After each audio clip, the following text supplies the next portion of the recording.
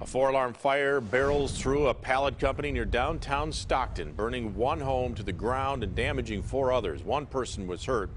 And yesterday, people were forced to evacuate that neighborhood as a pillar of black smoke filled the sky. Around 80 firefighters spent hours dousing the flames at Hugo's Pallets Incorporated at Weber and B Streets. And we are learning tonight that neighbors say they have been complaining for quite some time about this pallet business. CBS 13's Carlos Correa is getting answers for us tonight in Stockton. Carlos, we know that you spoke with the owner of this company today.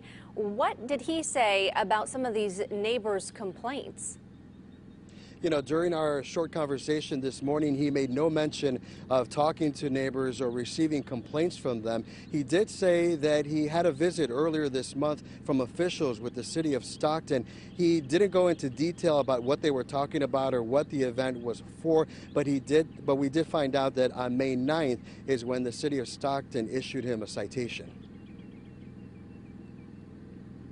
That, Carlos, raises a lot of questions about city officials and how did they respond to some of these complaints? How many complaints did they receive? How long did they receive these complaints? And what about this citation? I mean, what in the world does that mean if you get a citation? Well, the city couldn't tell us the amount of citations that they received, but the citation here, or rather complaints, but the citation here included nails that were found on the street. This company is located right in front of a group of homes, about 10 of them. And so these neighbors were coming home, driving home, walking around the neighborhood, and they were finding nails in the street. So the citation included that. It also included pallets being stacked up very high, and so the neighbors had a lot of concern about that. Carlos, you were down at the scene yesterday at the height of all of this chaos, speaking with so many homeowners and renters down there.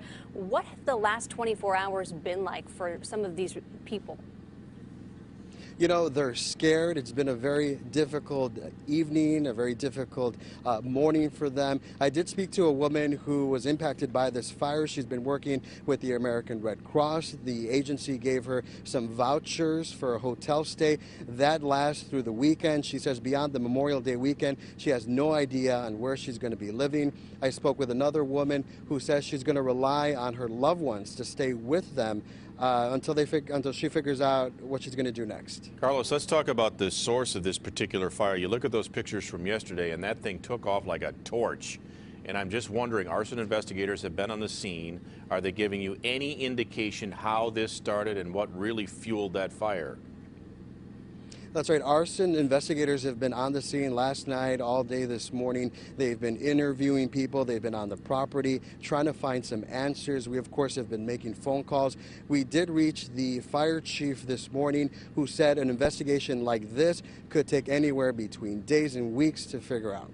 Okay, Carlos, thank you very much for the update live from the scene in Stockton, where it was really burning last night at this time. Yeah, it certainly was. Many more questions still